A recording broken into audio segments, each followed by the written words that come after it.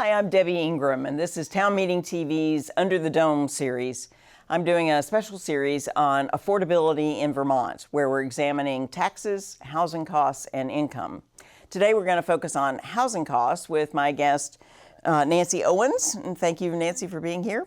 She is the president of Evernorth, a nonprofit organization in Maine, New Hampshire, and Vermont, providing housing and community investments for low and moderate income people.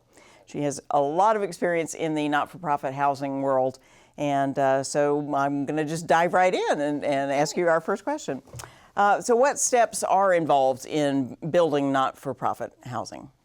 Sure. So really you start with the fundamentals of building any kind of housing, right? So it's not the housing that people are living in, the housing that's being built on the affordable side or the not-for-profit side is very similar to any other housing. So, that's real estate, that's designing, that's permitting, those are legal function and financing. And so each of those steps we're working along the way and meeting key milestones, and it takes a lot of time. It involves a lot of people, whether those are the architects or contractors, the design professionals, environmental professionals, and so forth.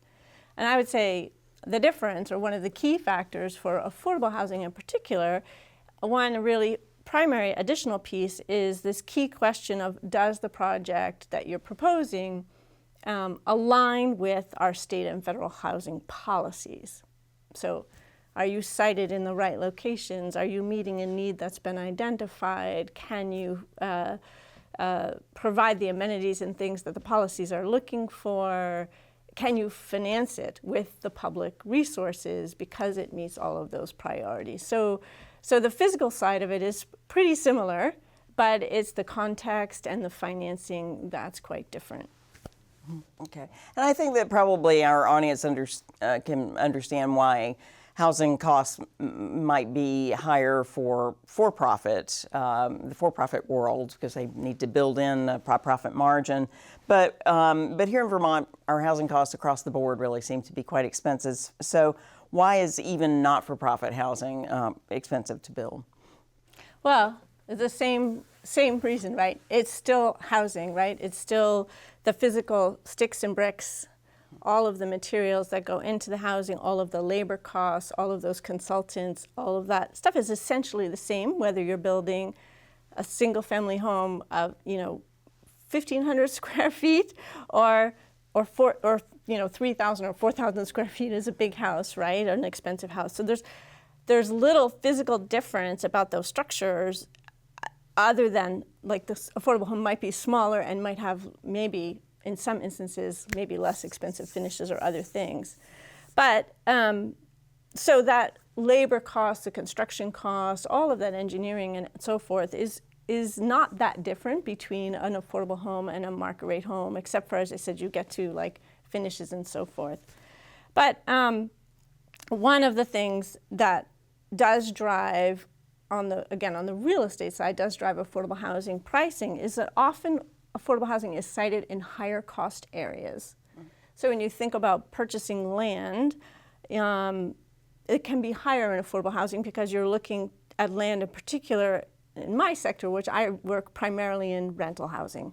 So you're looking at land that's available for multifamily housing, which is less land in general than other kinds of housing, other kinds of real estate. That means it has the infrastructure you need, water and sewer. It means from a policy standpoint, it's well sited in terms of transportation and access to services. So it's generally going to be a more expensive plot of land than housing that you might site in other parts of the state or in other parts of a county where there's less pressure on the access to that land. The other is that there's a different business structure related to affordable housing versus market rate housing. So those costs are embedded in different ways in how people finance the project. And then affordable housing is subject to certain kinds of financing standards because of where the source of funds come from. So we're using, we might be using federal public funds, we might be using state public funds. We also most of the multifamily housing that's affordable is financed through the use of low-income housing tax credits, which involve a private equity and investment, and there are standards there about what the investor is seeking and looking for and what kinds of protections are needed. So there's compliance around affordability, there's regulatory, and there's sort of financing expectations that get built into the cost of the housing. And then, back to the business model and the structure, I think there's other ways that the owner or the developer's motivation might drive different priorities for the property. So affordable housing tends to, from a policy standpoint and from the owner's perspective, we tend to work under higher energy standards. We want to make the building super energy efficient because it helps to lower those operating costs, and it preserves the building for the future. So that's a place where affordable housing might invest more than the private market does. I think another place where we may invest more in some instances is durable products, where it's multifamily housing. You want hardware that's durable and strong and doesn't need to be replaced very quickly. We invest in that kind of durable product at the beginning, because over time, we want those products to last a long time. We know we're going to own and steward these buildings well into the future. In Vermont, we sustain affordability forever in a permanent status. So that investment is something we're going to reap the benefits of those long, durable products. Mm-hmm. So we want to put those in. Other kinds of features that you might see in affordable housing that could increase sort of that front-end design costs might be a desire for community spaces and public spaces within the building or outside of the building, whether that's,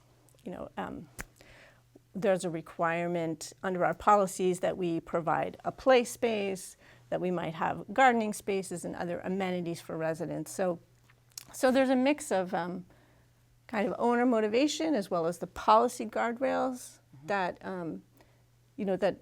that drive different kinds of costs for affordable housing than you might see in a market rate environment, which they'll have their own drivers, right, about what to do and where to invest. But the fundamental cost is just not that different. Right, okay. That makes a lot of sense. Thank you for all that information. So once the housing is built, what are the criteria for Vermonters to obtain housing that's been built through nonprofit developers? And how many Vermonters currently are housed in those kinds of developments? Yeah.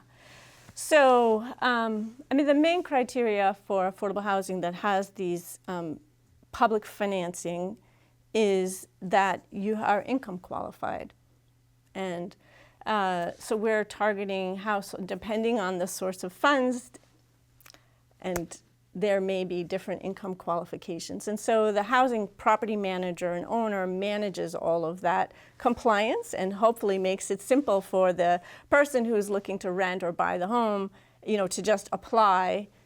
And in the background, someone is managing all of that information about which unit is available and what is the income required and what is the rent required. So we can pull up a slide here that's just for Chittenden County, and it gives you the two kind of criteria. One is, the household size, because we're going to look, the regulations say, okay, you look at how large the household is, and then you look at their income. And these income targets, the top one is extremely low, 30% of the area median income. This is for Chittenden County in 2025. These are numbers that are provided annually by the U.S. Department of Housing and Urban Development and are used across the country, and they're provided on a county basis for the most part, or they might be on a metropolitan basis if it's a big enough metro. And you look to see someone extremely low income, which is 30% of the area median, very low income is 50%, and low income is 80%. Those are some of the standard categories. Mm-hmm. Sometimes financing will say 60%, sometimes they'll say 55%, but this is sort of gives you a picture of where we're talking about. So for a household, a two-person household in Chittenden County, that $51,950, $52,000 is is considered very low income. Right. Yeah. Yes. I think some of our viewers might be surprised at how those numbers play out. I mean, just to say that somebody who makes $72,000 a year is low income, but for our area, that is still true. That's 80%. That's still That's just 80%. 80% of the median. Yeah. So a median, being the middle, Yeah. and then what we see is, because rents have increased so substantially, that when you calculate out what the rent will be, then that's going to be a challenge for folks to be able to afford those rents, and also then afford all the other expenses they might have, college debt and medical bills and childcare and groceries. So. Yeah, definitely. Yeah. Yeah, that's right. So you already stated that you are focusing mostly on rental, but do you think it's possible for low to moderate income Vermonters to own their own homes at some point in their lives, or are they pretty much always going to be renters? I think we have a very high rate of home ownership in this country, and in Vermont, I think the ownership rate is like 70 or 75%. So there's a portion of folks who we always need rental housing, right? Different stages of life, people are not interested in owning a home, and renting makes a lot of sense. But there are folks, of course, who want to move up that housing tenure, purchase a home and build that equity. And there's some great ways to do that. But I would say I have some information, and the next couple of slides that we'll share are all from, before I get into the details, I just want to note, they're from the Vermont Housing Finance Agency, and VHFA does a really great job gathering and disseminating data and running reports and doing a lot of research. So these next couple slides are right from their work, and you can see them in their reports on their website. So you can, what this is telling us is that, renter households generally have lower income than homeownership households. And so they're starting at a disadvantage in terms of being able to purchase a home because they have less income to do that. And so that makes it a little bit difficult. But so here it says the overall median income for homeowners in 2022 was $90,000, but for renters it was $43,000. So that tells you quite a bit. If you go to the next slide, the thing that tells us is that if housing costs are the same, but you have 50% less income, then the portion of your income that's going towards housing is substantially more. And we have a term for that in the housing world called cost burdened. And we're concerned about that when it rises above 30% of your total income, and even more so when you're spending more than 50% of your total income for your housing cost. Because again, it leaves you just not enough resources. About 17,000 Vermont renters spend more than half of their income on housing costs. So, and that's about a quarter of all Vermont renters. So it's quite a few people who are really challenged and rent burdened. And then let me just show you this next slide, which was your question we were finally getting to, but which is how many renters can afford to buy? And that has really changed substantially in just a few short years because of the rising cost of housing from a construction, permitting, financing perspective, labor costs, all of the things that go into building housing, as well as the cost of borrowing money, right? Our interest rates went from a very low 2-3% to, they climbed up to 7.5%, or maybe back down a little bit. But so the dollars that someone has available to go out and get a mortgage is shrinking. And VHFA did this great chart, which shows us that if you were buying a primary home in 21, it was about $260,000. But in 2024, that number had grown to $340,000. So a tremendous increase in the cost of home ownership. At the same time, the interest rate changed from 3.1 to 6.3, so doubling. So your mortgage payment in 21 would have been $1,700. Now in 24, it's $1,000 more a month. And so if you back that out and say, well, what does your income need to be in order to have that kind of mortgage payment, you can see that in 21, someone at $68,000 could afford to do that, whereas in 24, you needed to have $110,000 in annual income. So we just said that, the median income of the Vermont renter was, I think, around $70,000. So we can see that's been just a tremendous impact just in a very short period of time. Yes, yeah. Yes, thank you. The numbers are very telling for sure. Yeah. And there are great programs, just to say, for folks who are interested in looking, there are still some really great programs through the Vermont Housing Finance Agency. Anybody should go to their website and look, and also through our area nonprofit organizations like the Champlain Housing Trust here, who have a shared equity program that is getting tons of people into affordable home ownership, and that's available as well. Yes. So I think, on some level we can say that our housing problems in Vermont have to do with supply and demand. Right. So we have over the years our supply of units of housing have not kept up with the demand for it. So where are we now? How much more housing do we need? Now that we're sort of behind the curve, how much more housing do we need to meet the demand? Right. So that's exactly correct. We have a supply problem, and we've had the supply problem over a very long period of time. Again, there's data that shows we were producing housing at a pretty good clip until like the early 80s, and then for the last 30 years, maybe up into the late 80s, and then to the last 30 years, that we just haven't been producing that same housing at that same rate. I don't know exactly why, what entailed, but we just really dropped off our development activity.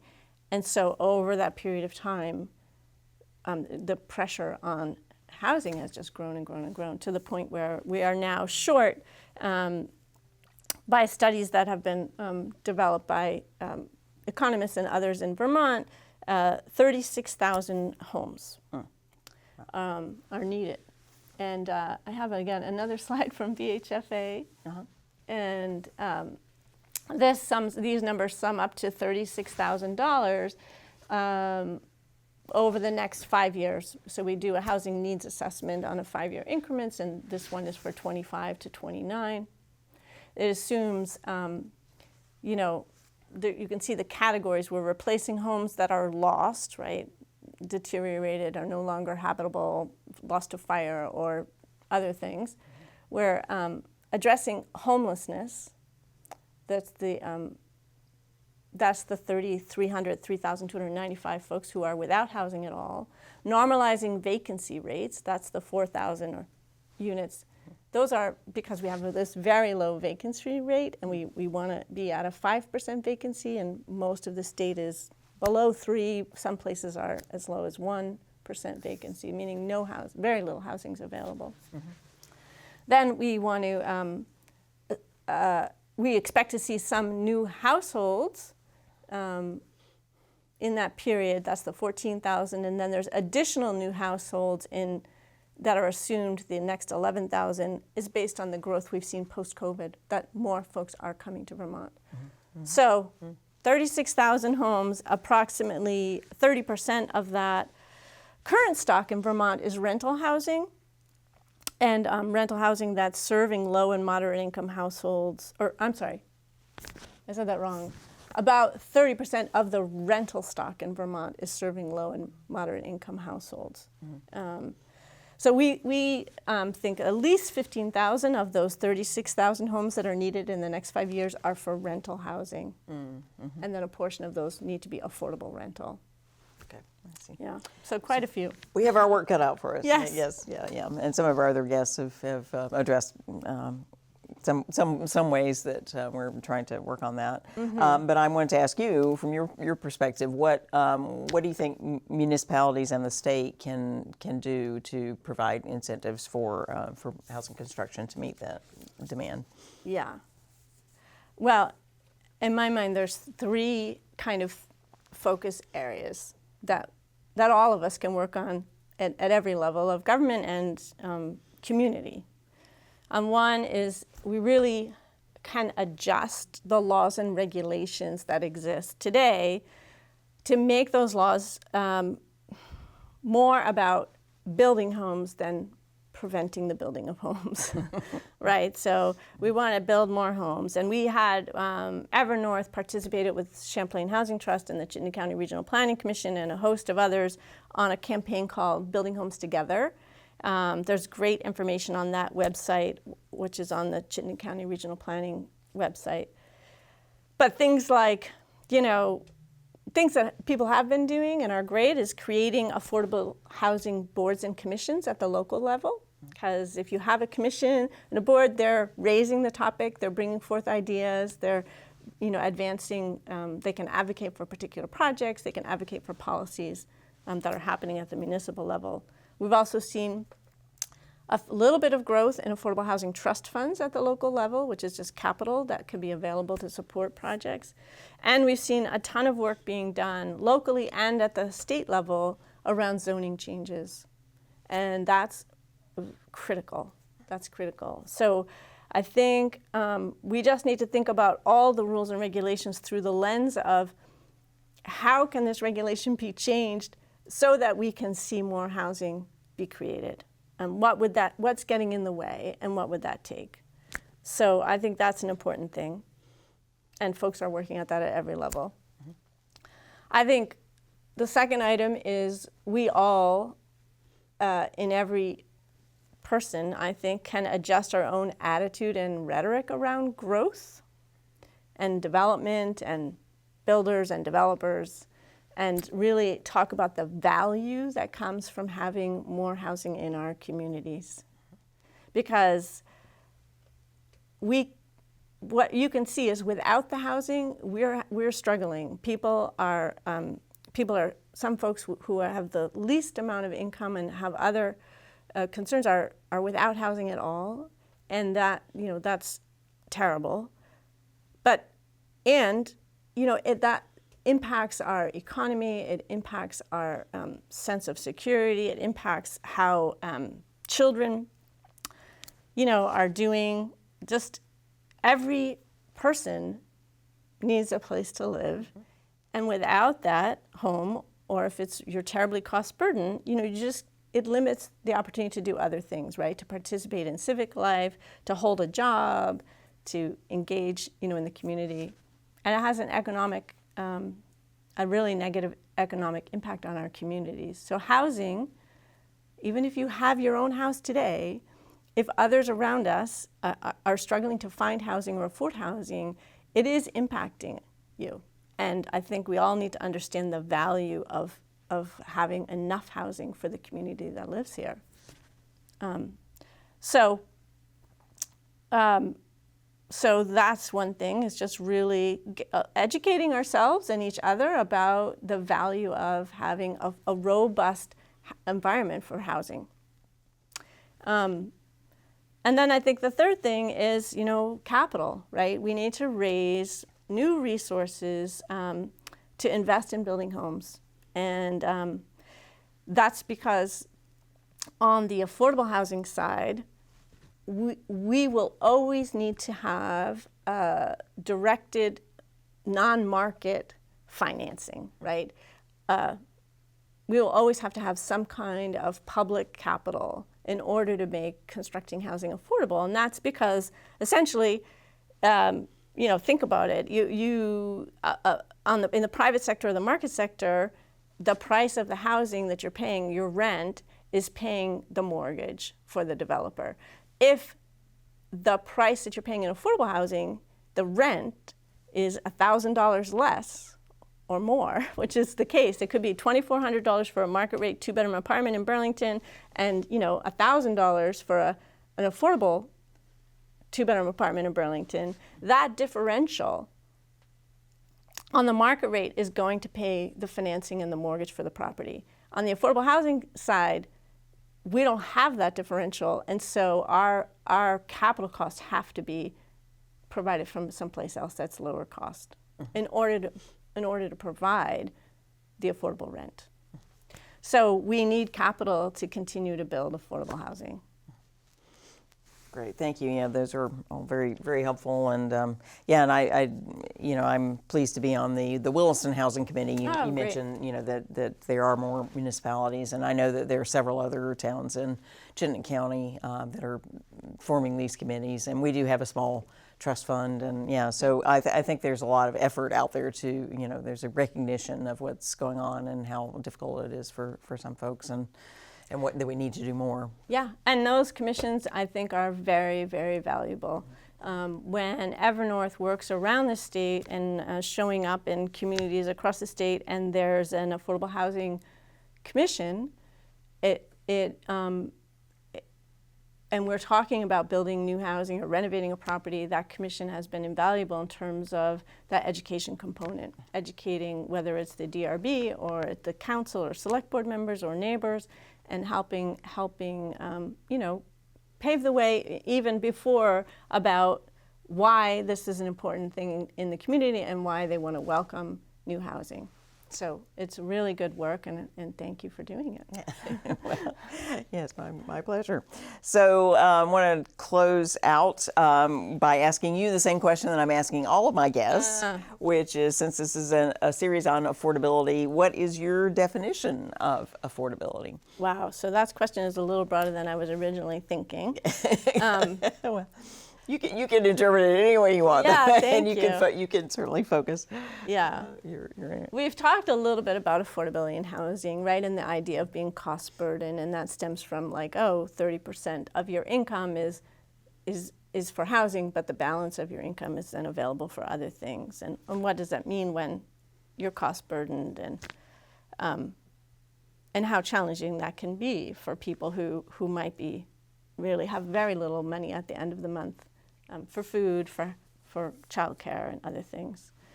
I think on the housing side in particular, a really important thing to note, and that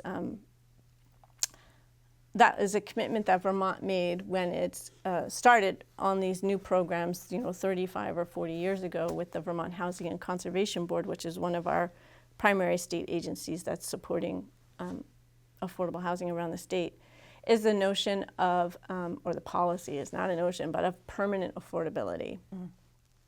And so for me, that's part of affordability, a big part, because what it means is that it's defining that the public dollars that we invest today in housing make that housing a community asset forever. There's a commitment that building, that particular building, will serve as affordable housing in the community forever. Like maybe you might invest in a library or a municipal infrastructure. The housing is part of the infrastructure of the community.